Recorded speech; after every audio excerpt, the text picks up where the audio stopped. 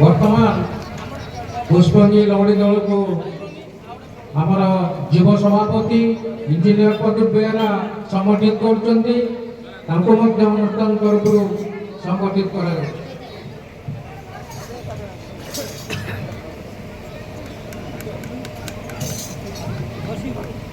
आज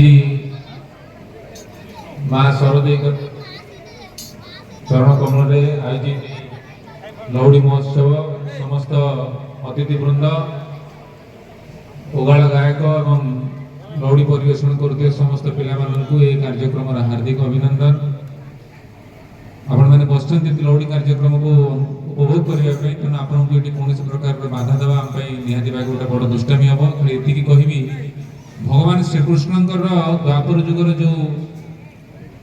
राहस खेल को आज आपण मैंने लौड़ी मध्यम परिवेशन कर प्रति वर्ष